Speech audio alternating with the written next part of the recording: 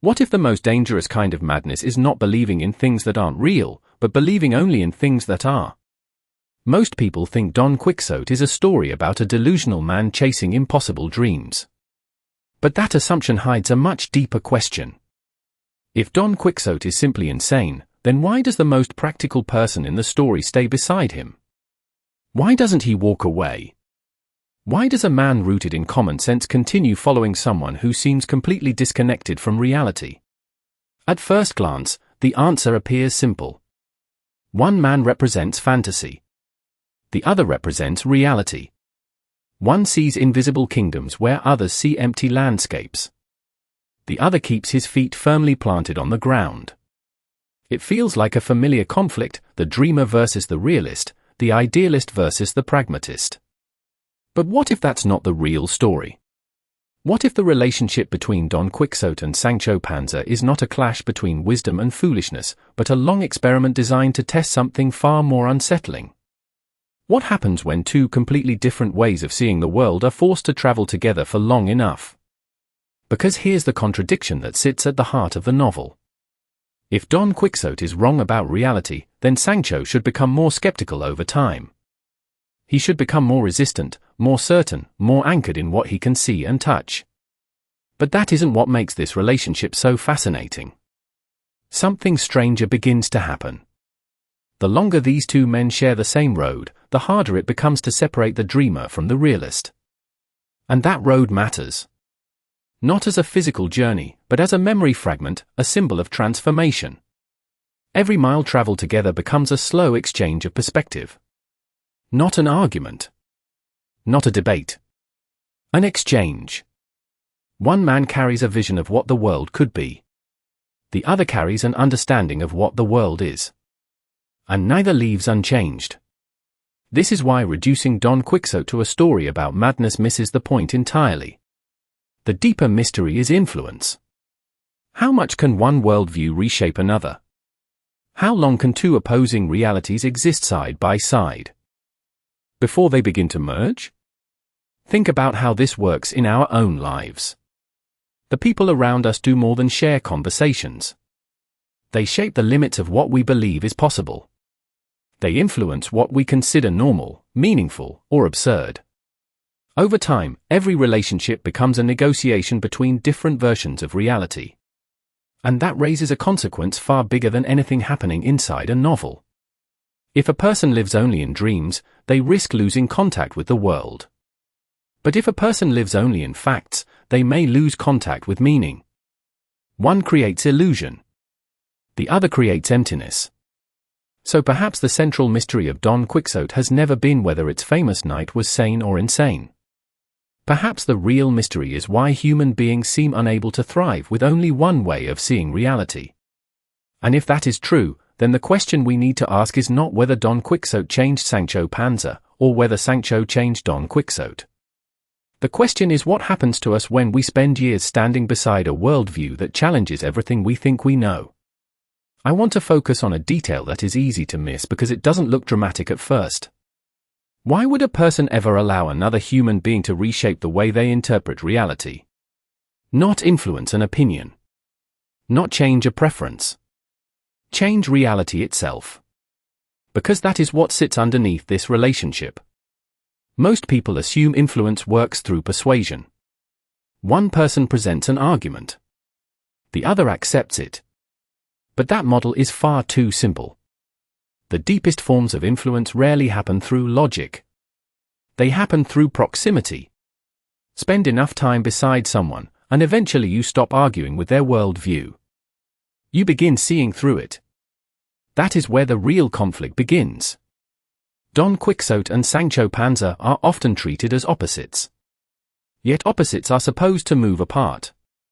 Magnets with the wrong polarity push each other away. These two do the opposite. The tension between them creates attraction rather than separation.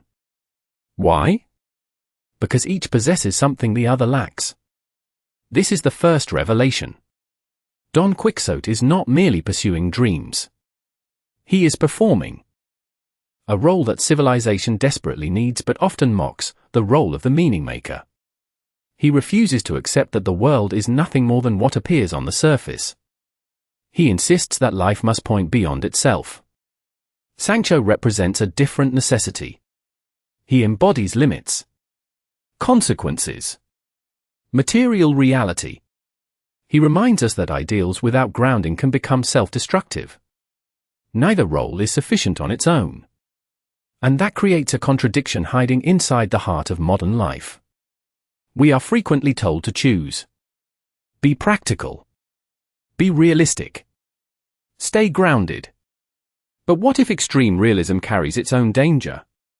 What if a person can become so committed to what is measurable that they lose the ability to imagine what is possible? That question pushes this story beyond literature and into psychology. Think about the memory fragment of the invisible kingdom. The kingdom itself is less important than what it represents. It symbolizes the human ability to perceive value before value becomes visible. Every inventor, reformer, artist, entrepreneur, and visionary operates this way. They act as though something exists before the rest of the world can see it. But there is a catch. The same mental power that creates innovation can also create illusion. And suddenly the conflict becomes much larger than two individuals traveling together. Now we are dealing with a permanent human dilemma. How do you recognize the difference between a vision and a delusion? How can anyone know whether an invisible kingdom is the future waiting to be built or a fantasy waiting to collapse? That question has no easy answer. Which brings us to another revelation. Perhaps Sancho stays because he senses something valuable hidden inside Don Quixote's apparent irrationality. Not because he fully believes it. Not because he fully rejects it. But because he begins to suspect that reality itself may be incomplete. And that suspicion changes everything. The moment a person starts questioning whether their current worldview explains the whole world, transformation begins. Not certainty. Transformation. This is why the relationship becomes more consequential over time. It is no longer a meeting between a dreamer and a realist. It becomes a testing ground for a deeper question that every generation eventually faces. What part of human progress comes from seeing reality clearly? And what part comes from refusing to accept reality as final? Because if every great change begins as an invisible kingdom in someone's mind, then the mystery is no longer whether Don Quixote is wrong. The mystery is whether Sancho is beginning to see something that everyone else has missed. But what if the greatest threat to a worldview is not opposition? What if it is exposure? Not exposure to facts. Exposure to a different way of being human. Because the deeper we look into this relationship, the more a troubling pattern begins to emerge. Neither man is merely defending his perspective anymore. They are slowly becoming vulnerable to each other's strengths. And that creates a crisis. Most people imagine identity as something stable. A fixed structure. A solid foundation.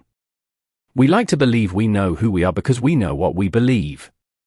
But what happens when another person's worldview begins solving problems that your own worldview cannot?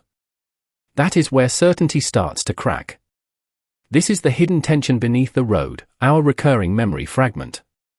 The road is not carrying two travelers toward a destination. It is wearing down the walls that separate their identities. And every meaningful transformation begins the same way. Not with answers. With discomfort. Consider the role each man plays. One creates meaning. One tests meaning. One expands possibility. One measures consequence.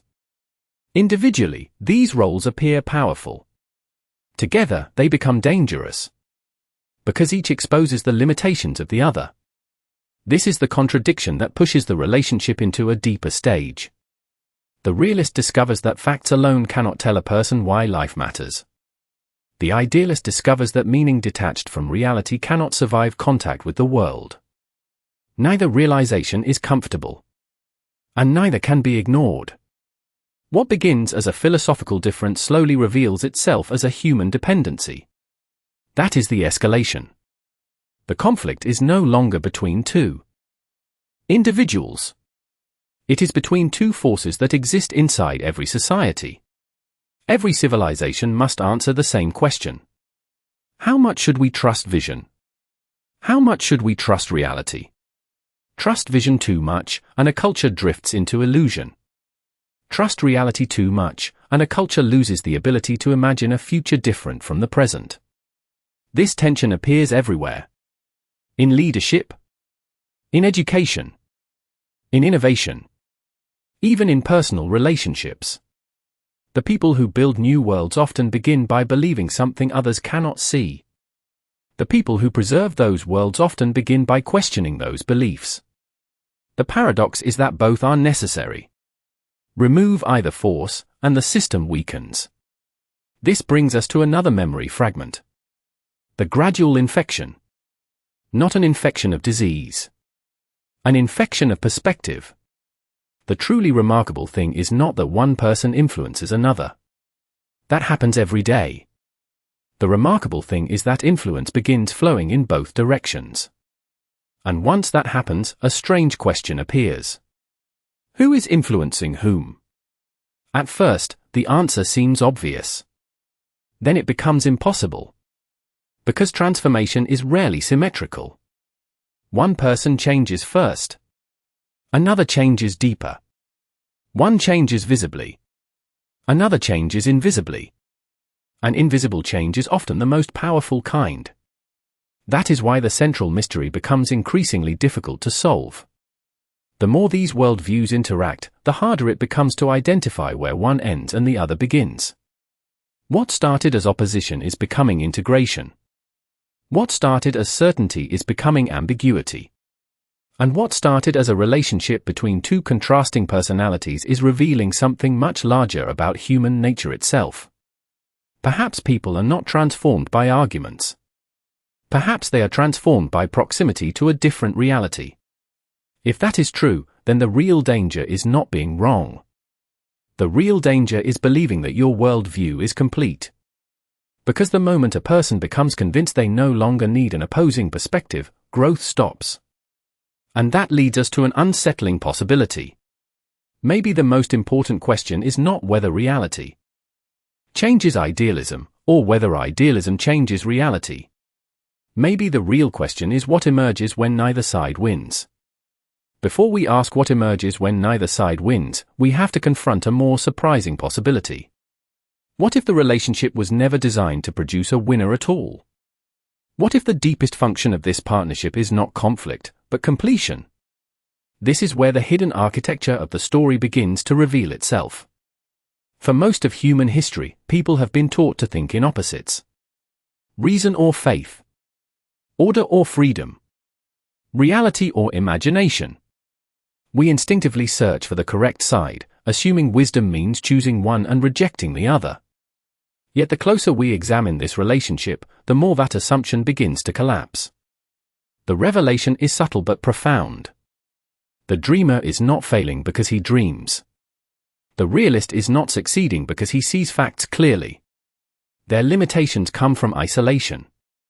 Each possesses only half of a larger human capability. This transforms the entire meaning of the invisible kingdom, one of the central memory fragments running beneath the story. The kingdom is not a place. It is a symbol for potential.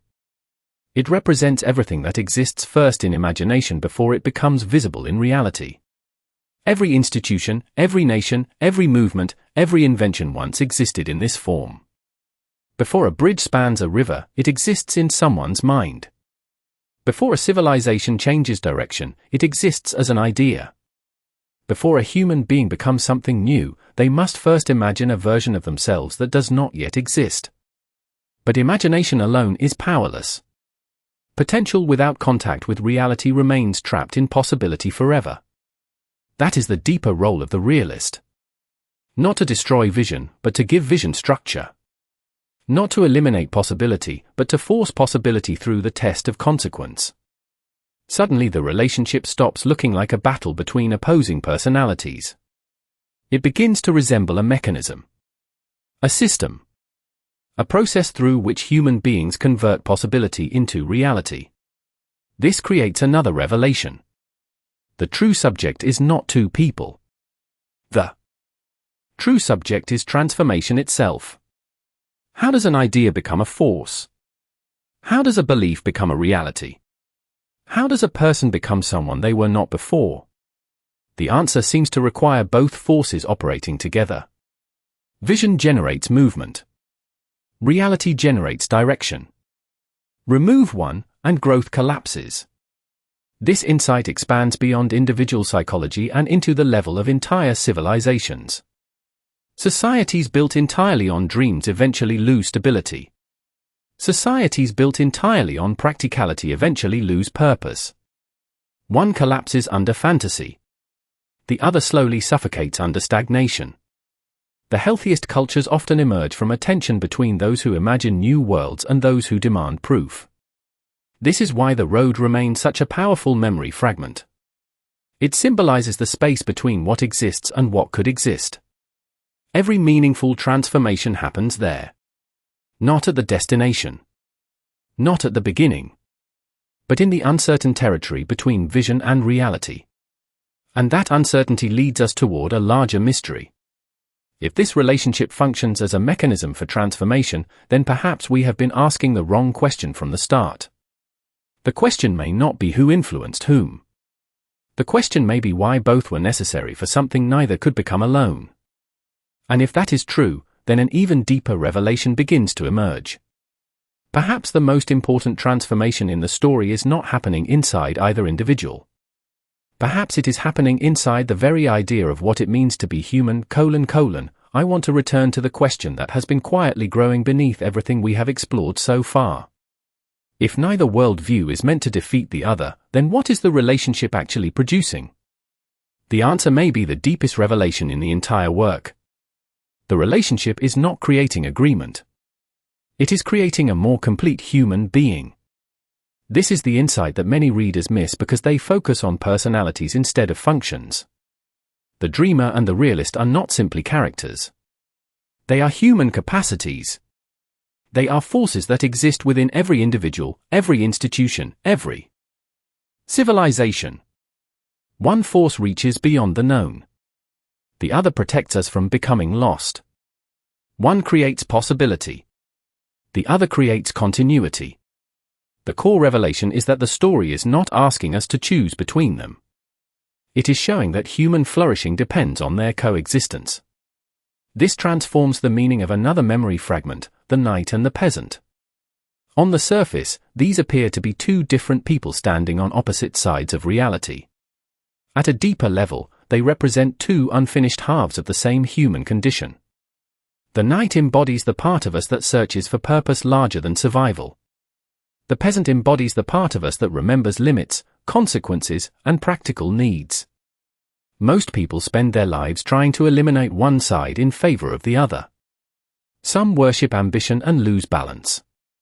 Others worship security and lose wonder. Yet the story suggests that both paths lead to a different form of incompleteness. This is why the relationship becomes far more important than either individual. The true protagonist may not be a person at all. The true protagonist may be the process through which opposing truths are integrated into a larger understanding. That idea has enormous consequences. It means that growth is not simply learning new information.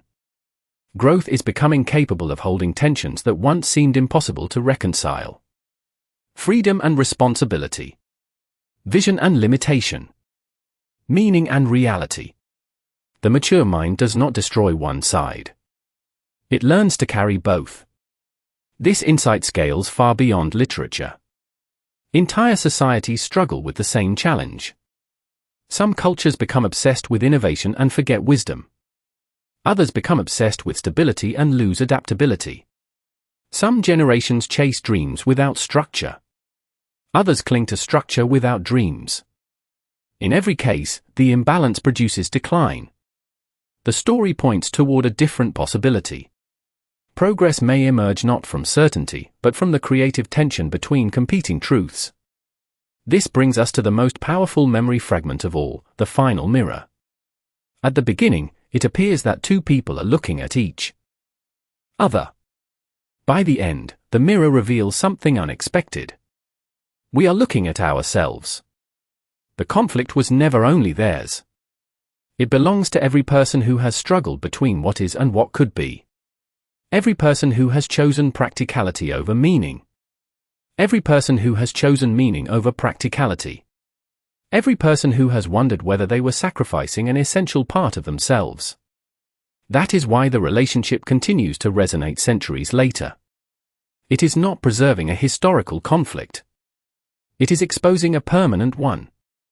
And if the deepest lesson is that human beings require both vision and reality to become fully themselves, then the consequence becomes impossible to ignore. What happens to a person, a culture, or an entire civilization when one side of that balance disappears for too long? Writing, variant equals document ID equals 7318 for, the most revealing question is no longer what these two perspectives mean. The more important question is what remains after they collide. Because every powerful idea leaves a residue. Every worldview leaves a legacy. Every transformation carries a cost. And the deeper we look, the more we realize that the lasting consequence of this relationship is not located inside a single character. It survives as a way of understanding human nature itself. One of the most common assumptions in modern life is that maturity means eliminating contradiction. We are encouraged to become more certain, more consistent, more decisive. Yet the legacy emerging from this story points in the opposite direction. It suggests that genuine wisdom may come from learning how to live with tensions that never fully disappear. That realization carries a psychological consequence. People often suffer not because they lack intelligence, but because they attempt to force reality into simple categories. Practical or idealistic. Rational or emotional. Strong or vulnerable. The human mind craves certainty because certainty feels safe. But safety comes with a hidden price. It can narrow perception. It can reduce complexity. It can make us blind to truths that exist outside our preferred framework. This is where the final mirror becomes especially important. Earlier, it reflected a conflict inside the individual. Now it reveals something larger. Entire societies build mirrors of their own. Cultures decide what is realistic. Institutions decide what is acceptable. Generations decide what is possible. Over time, those assumptions become invisible. They feel permanent. Yet history repeatedly shows that the future often begins with people who refuse to accept the limits reflected back at them. At the same time, history also shows the danger of abandoning reality completely. This is why the legacy cannot be reduced to optimism or skepticism. Its value lies in preserving the tension itself. The relationship becomes a reminder that progress requires both imagination and restraint, both aspiration and evaluation, both vision and accountability. Remove either force, an imbalance follows. The consequences extend far beyond literature. Consider education. A system focused entirely on measurable outcomes may produce competence while weakening curiosity. Consider leadership. A leader driven only by ambition may lose judgment, while a leader driven only by caution may lose direction. Consider personal identity. A person who never dreams risks becoming trapped by circumstance. A person who only dreams risks becoming detached from consequence. In each case, the pattern repeats. The imbalance changes form, but the underlying tension remains. This is why the road continues to matter as a memory fragment. The road represents the space where certainty breaks down and transformation becomes possible. It is uncomfortable territory. It offers no permanent answers. Yet nearly every meaningful change in human history has emerged from that uncertain ground between what exists and what could exist. The deeper legacy, then, is not a lesson. It is a challenge. It asks whether we are willing to remain open to perspectives that threaten our sense of certainty. It asks whether growth requires not the victory of one truth over another, but the ability to carry multiple truths at the same time. And that leaves us with a final consequence that is difficult to ignore. If individuals, institutions, and civilizations all depend on maintaining this fragile balance, then perhaps decline does not begin when people choose the wrong side. Perhaps decline begins when they become convinced that only one side is necessary. Which raises a mystery that still remains unresolved. If every generation eventually drifts toward one extreme or the other, what mechanism brings the balance back, and why does humanity seem destined to repeat the struggle again and again? Perhaps that is why this relationship continues to feel alive centuries after it was written. Not because it gives us answers, but because it reveals a truth that many people spend their entire lives trying to avoid. Human beings are not built for certainty alone. We are built for tension. We live between competing realities. Between who we are and who we hope to become. Between what the world demands and what the soul refuses to surrender. And maybe that is the final insight hidden beneath everything we have explored. The lasting value of this story is not found in a lesson about idealism or realism. It is found in its understanding of incompleteness. Every person begins life with blind spots. Every perspective illuminates part of reality while obscuring another part. Every worldview, no matter how sophisticated, leaves something unseen. This is why the strongest memory fragments remain so powerful. The road. The invisible kingdom. The final mirror. They endure because they are not merely symbols within a story. They are symbols of human existence itself. We all travel roads whose destinations we cannot fully see. We all carry invisible kingdoms made of hopes, fears, ambitions, and meanings that exist nowhere except within our own minds. And eventually, if we are fortunate, we encounter mirrors that reveal parts of ourselves we could never discover alone. That may be the deepest legacy left behind. Not a philosophy. Not a doctrine. A recognition. The recognition that growth often arrives through encounter. Through friction.